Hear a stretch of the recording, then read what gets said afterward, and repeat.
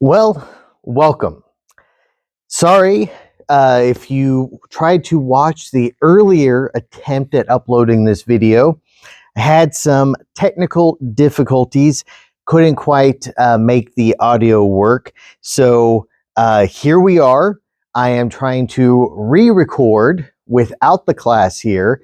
But for those who missed that week or who want a refresher of what we talked about, this is kind of my attempt at a redo. So I just want to kind of quickly cover what we looked at and what you might have missed so that we can pick up where we left off this upcoming Sunday as we start to look at chapter 2 of the book of Revelation.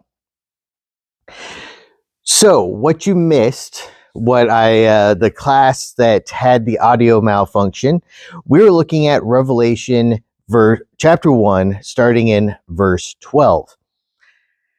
Since I have no class here to read for me, I'm going to go ahead and read for us.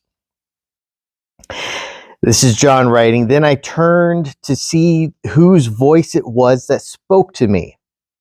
When I turned, I saw 7 golden lampstands. And among the lampstands was one like the Son of Man, dressed in a robe, with a golden sash wrapped around his chest. The hair of his head was white as wool, white as snow. His eyes like a fiery flame. His feet were like fine bronze, as if fired in a furnace, and his voice was like the sound of cascading waters. He had 7 stars in his right hand. A sharp double-edged sword came from his mouth, and his face was shining like the sun at full strength. Verse 17, when I saw him, I fell at his feet like a dead man. He laid his right hand on me and said, "Don't be afraid. I am the first and the last and the living one. I was dead, but look, I am alive forever and ever, and I hold the keys of death and Hades. Therefore, write what you have seen, what is and what will take place after this. The mystery of the 7 stars you saw in my right hand and of the 7 golden lampstands is this. The 7 stars are the angels of the 7 churches, and the 7 lampstands are the 7 churches."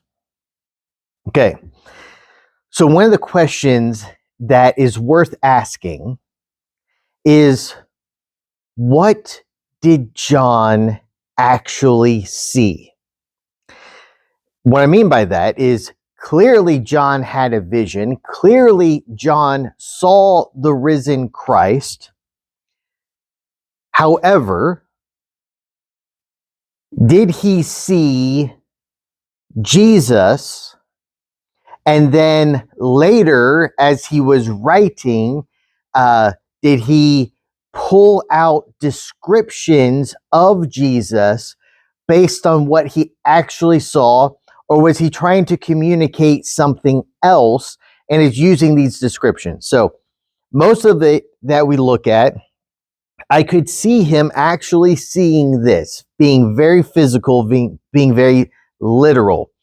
Hairs, white as wool.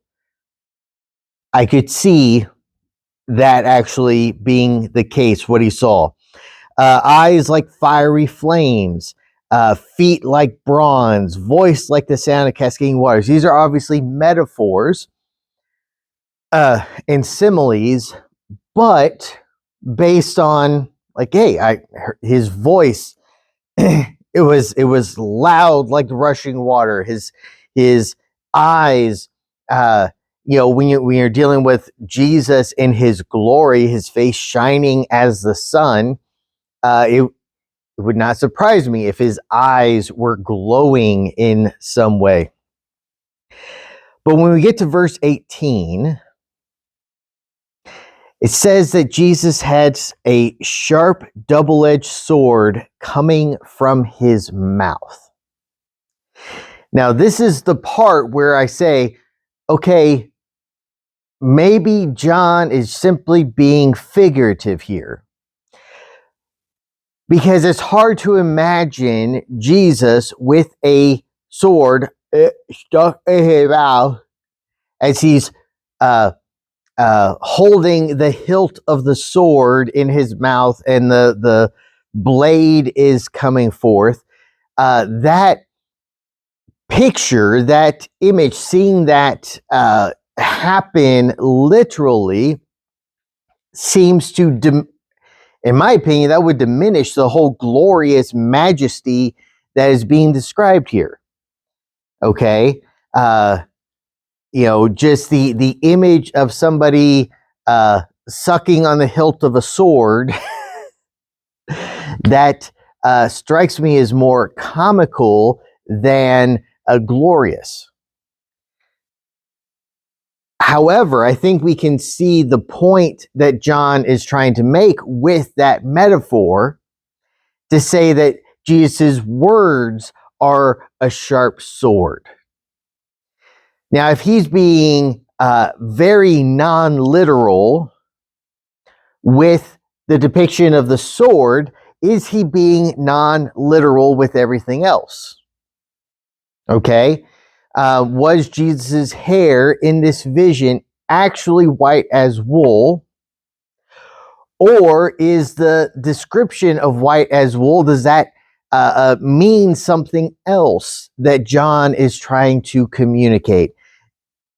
Because he might be less interested in a physical description of Jesus as he is in talking about the character of Jesus, the glorious majesty of Jesus.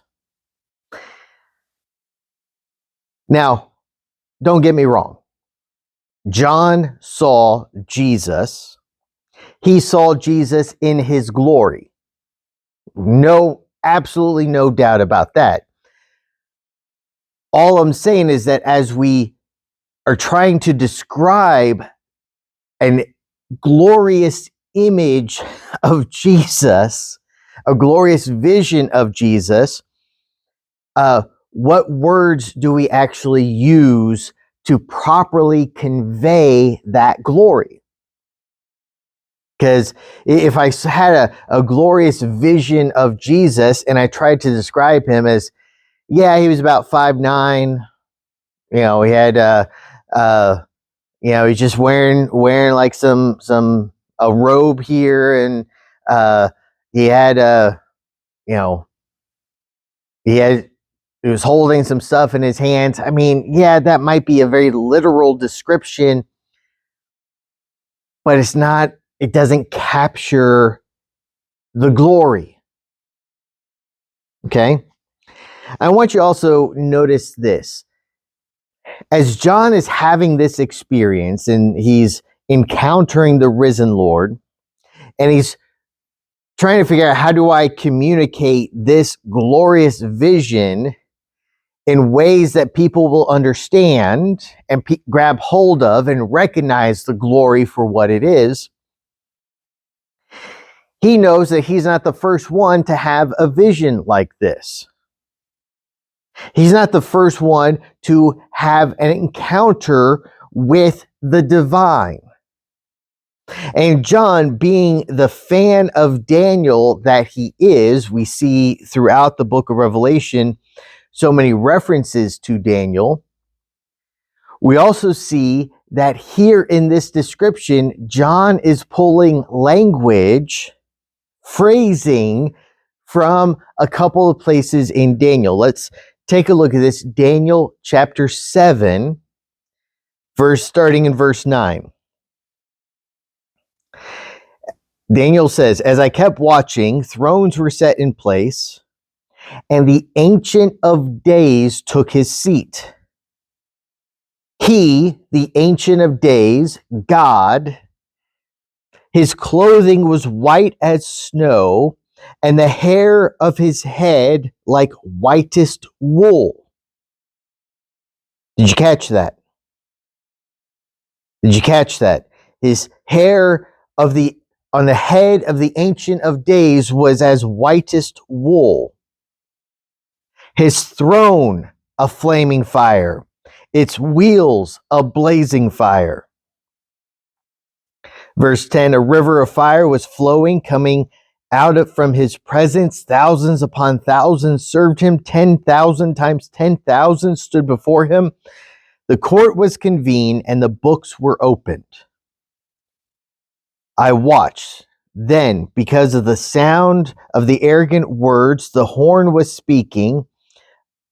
As I continued watching, the beast was killed and its body was destroyed and given over to the burning fire.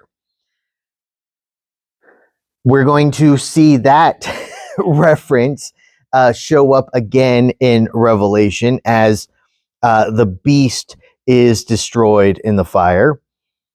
As for the rest of the beasts, their dominion was removed, but an extension of life was granted to them for a certain period of time. I continued watching in the night visions. Here we go. We're on verse 13. And suddenly one like a son of man was coming in the clouds of heaven. Son of man coming in the clouds, Jesus' favorite description of himself and his ministry. He approached the Ancient of Days and was escorted before him. He was given dominion and glory and a kingdom so that those of every people, nation, language should serve him. We're going to see that also in Revelation, where people from every nation, language, tongue, and tribe are going to gather. His dominion was an everlasting dominion that will not pass away, and his kingdom is one that will not be destroyed. Okay, so John in Revelation has read Daniel. John knows of this description of the Son of Man coming in the clouds, which he references in verse 7 of chapter 1, when he talks about Jesus, look, he is coming in the clouds. So John says, let's take some of this Son of Man meeting the Ancient of Days imagery and use that to describe this glorious vision that I had of Jesus, hair white as wool, dressed in a robe with a sash, and eyes like fire. And you can kind of see how he's borrowing the language. Now, he also borrows from Daniel 10. Daniel 10. Let's take a look here, starting in verse 1. In the 3rd year of Cyrus, king of Persia, a message was revealed to Daniel, who was named Belteshazzar. The message was true and was about a great conflict. He understood the message and had understanding of the vision. In those days, I, Daniel, was mourning for 3 weeks. I didn't eat any rich food, no meat or wine entered my mouth, and I didn't put any oil on my body until the 3 weeks were over.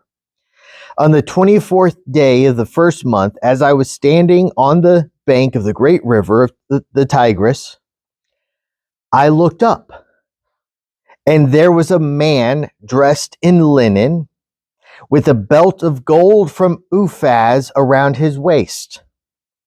His body was like beryl, his face the brilliance of lightning, his eyes like flaming torches, his arms and feet like the gleam of polished bronze, the sound of his words like the sound of a multitude. Only I, Daniel, saw the vision. The men who were with me did not see it, but a great terror fell on them, and they ran and hid. I was left alone, looking at this great vision. No strength was left in me. My face grew deathly pale, and I was powerless. I heard the words he said.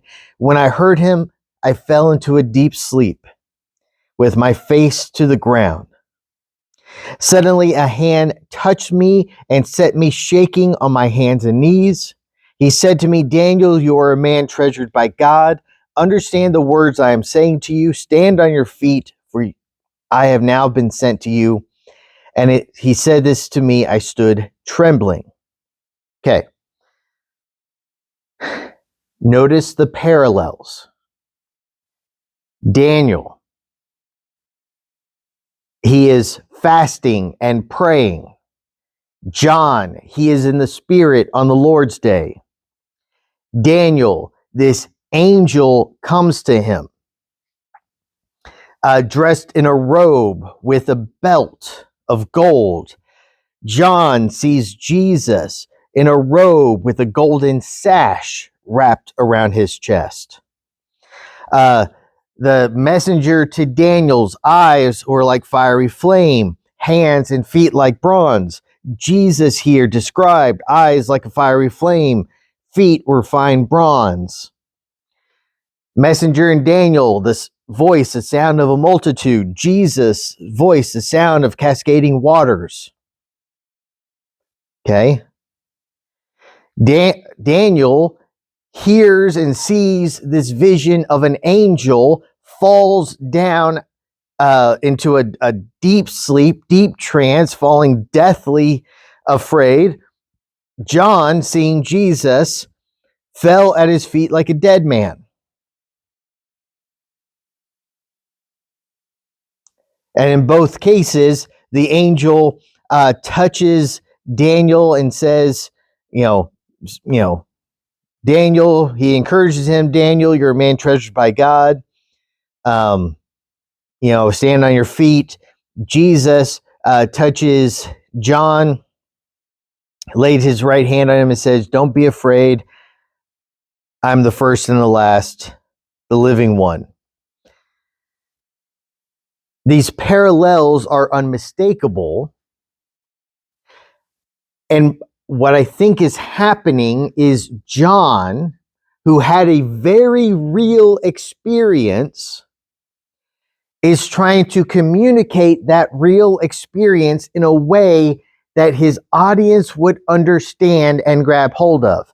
He wanted them to see the connections to understand what happened to him. And so he's borrowing language from other parts of Scripture.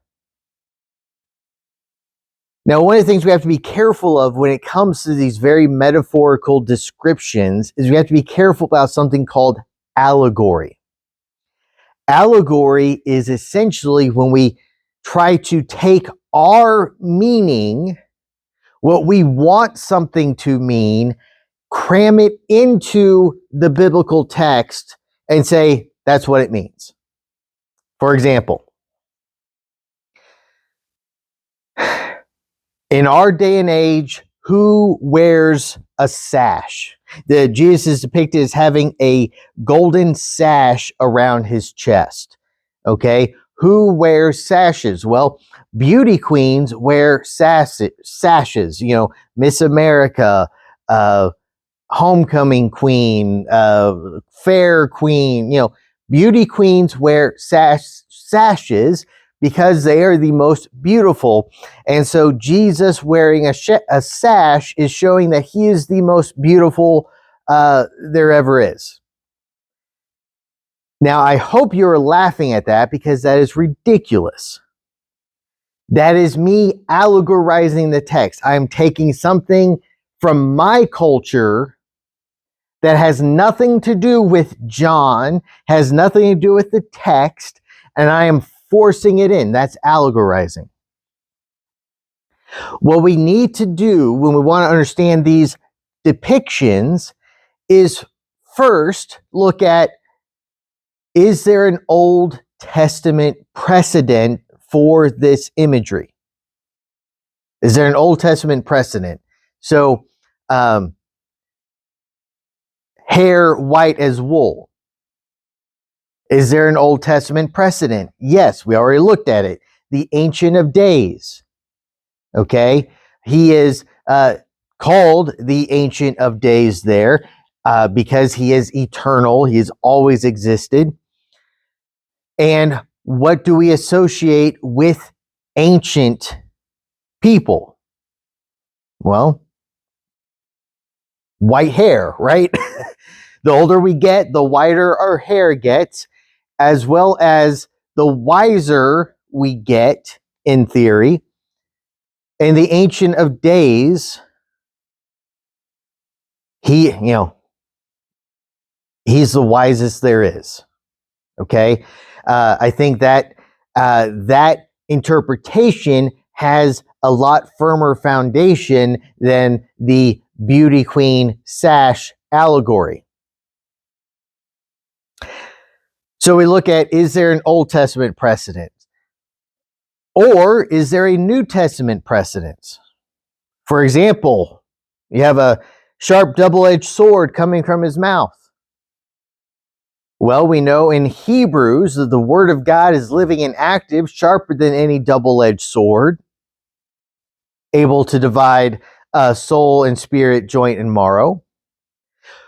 Paul depicts the word of God as an offensive weapon, as a sword. Okay? And Jesus in John is called the Word of God. He is the Word. So here we have New Testament precedents to interpret this sword coming out of his mouth, not as a literal sword, but as referring to the very words of God, the words of Jesus. So is there Old Testament precedent? Is there New Testament precedent? Another thing we can ask is there historical precedent around the time the author was writing? So maybe John will bring up something that isn't from the Old Testament, but is something that his people are dealing with. For example, we will see this little foreshadowing for the next couple of weeks when we look at the letters that to the 7 churches. For example, with Laodicea, John says, or Jesus says, through the writing of John, you are neither hot nor cold, but you're lukewarm water. History tells us that near Laodicea, there were a couple of towns, one that had a hot springs, another that had a cool springs. Laodicea, their water comes through an aqueduct and it comes out lukewarm. They don't have the benefits of the hot springs, nor do they have the benefits of the cool springs. They just get lukewarm water. And Jesus says, I'd rather you be hot or cold, not lukewarm. So he's going to take a contemporary historical example and make that a symbol. So Old Testament, New Testament, historical situation when the text was written. What we don't do is jump 2,000 years, find some modern parallel, and shove it back into the text and say that's what it means. Okay? Another thing I want you to see here, in this depiction of Jesus, we also see the 3 offices of Jesus. The 3 offices of Jesus. For example, he is, John first turns and he sees golden lampstands, 7 golden lampstands. So think for a moment, okay, is where in the Old Testament do we see lampstands? Well, tabernacle, the temple, okay, these lampstands were a big part of the worship of the Jewish people. And we see Jesus walking among the lampstands. In the Old Testament, the only ones who could go into the temple to tend to the lampstands were the priests. Priests who, by the way, are depicted in the Exodus as having a golden ephod with a bunch of gems, and perhaps the golden sash is in reference to that, perhaps. So we see Jesus walking among and tending to the lampstands of the temple of God, who happens to be the church. So he is a priest. He is also a king. He is also a king. He is holding the 7 churches, or excuse me, the angels of the 7 churches, the 7 stars in his right hand, and he wields the sword. He wields the sword. Who wields the sword in the ancient world? Scripture tells us, Paul tells us in Romans 13, that the government wields the sword to punish wrongdoing. Jesus is the one who has the sword. Now, not the sword of Rome, not the sword of the Roman legions, but the words that he speaks. So he is a priest, he is a king, and he is also a prophet. He is also a prophet. He tells John, verse 19, write what you have seen, what is, and what will take place after this. He is going to share with John prophecy, words of prophecy, not for the purpose of saying, oh, here's the future, but to say, change your life in light of the coming future. That's the purpose of when the prophets speak about the future. It's not just to have knowledge about the future, it is to change behavior in the present moment. So Jesus is prophet, priest, and king. Another couple things I want to show us here as we close out Revelation 1. Jesus says, I'm the first and the last, the living one. I was dead, but look, I live. I am alive forever and ever. And I hold the keys. I hold the keys of death and Hades. Again, is there Old Testament precedent? Is there New Testament precedent? What are these keys that he's talking about? Well, first of all, death and Hades.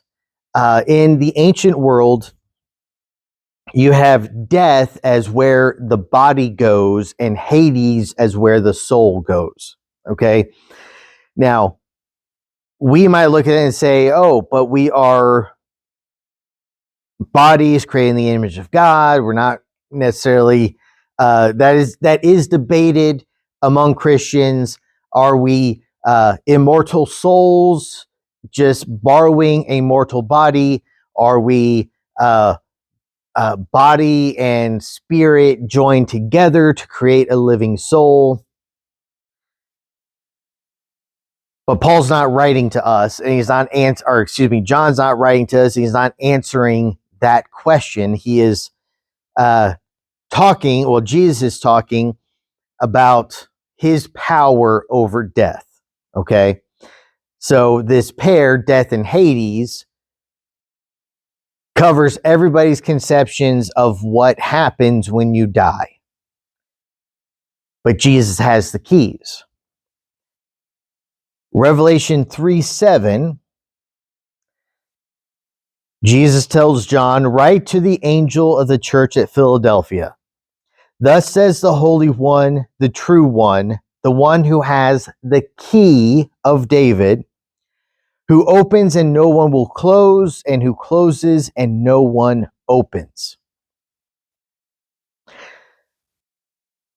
So, chapter 1, we have the keys of death and Hades.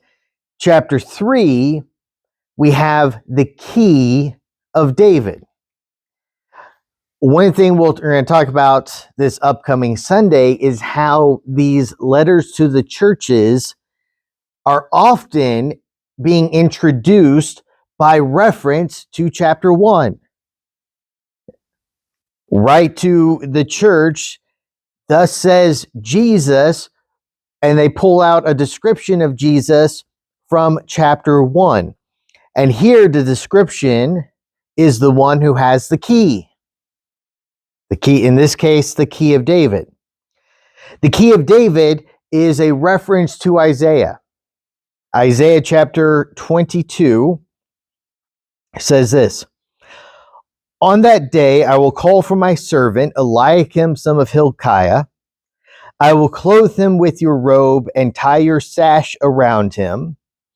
I will hand your authority over to him, and he will be like a father to the inhabitants of Jerusalem and to the house of Judah. I will place the key of the house of David on his shoulder. What he opens, no one can close. What he closes, no one can open.